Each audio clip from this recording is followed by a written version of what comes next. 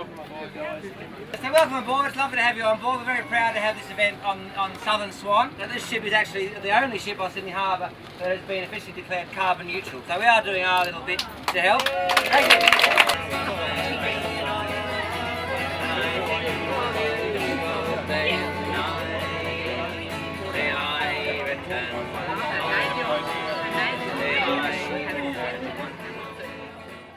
Mother Earth needs to be healthy again so that we can tell good stories, healthy stories of your creation.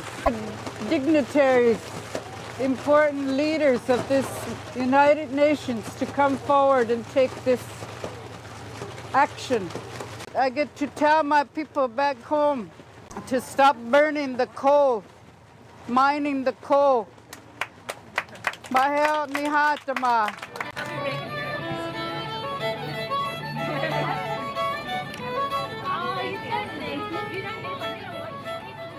I'm Andy Pitman. I'm the co-director of the Climate Change Research Centre at the University of New South Wales. I'm a climate scientist and I'm here today to support 350.org because the climate science is really clear now that we are already at levels of carbon dioxide in the atmosphere that are dangerously high, and we need an active global strategy to reduce the emissions, to bring the concentrations down to below 350. It's already clear that there are global changes taking place that are dangerous. They are already affecting ecosystems and societies and water availability. The way to solve that problem is to bring atmospheric concentrations of CO2 down below 350. The simplest way to do that, I think, is through the Copenhagen process. I understand that people like Obama, the President of the UK, the Chancellor of Germany are all turning up to Copenhagen to discuss global targets. There are targets that are being talked about that involve equilibrating CO2 at 450, 550 parts per million. Those are too high according to the science. The science says we need to get the CO2 down below 350. And so this organisation, 350.org, is one of the advocacy groups that is looking strategically at a level of CO2 that is at least consistent with the science, and therefore I support their aim. 350!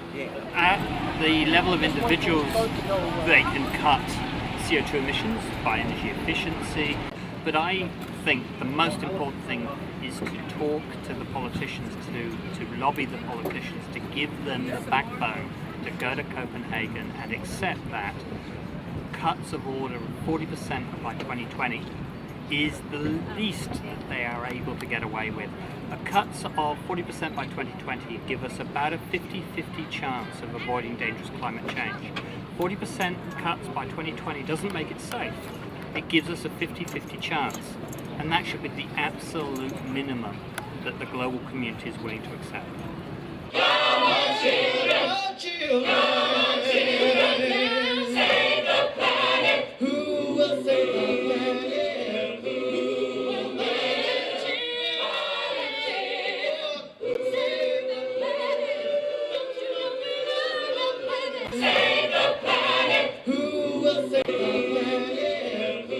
I'm Jonathan Doig. I live in Sydney, and a couple of years ago I started the Sutherland Climate Action Network, which is a group of local residents like me that are concerned about climate change and want the politicians not just to do something but to fix it.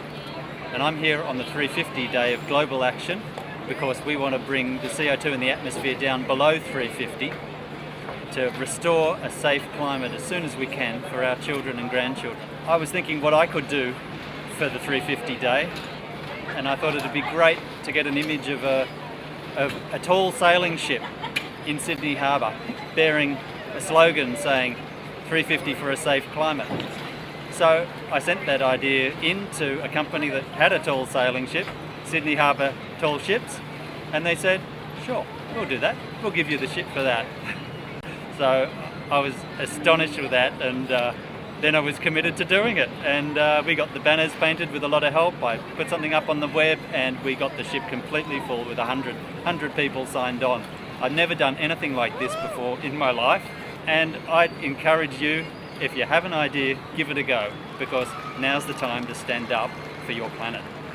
We've got to get them to make the right decision at Copenhagen, and we're not going to do it by sitting simply behind our computers or in front of our television screens. We've got to get out there and get in their faces. Go to it.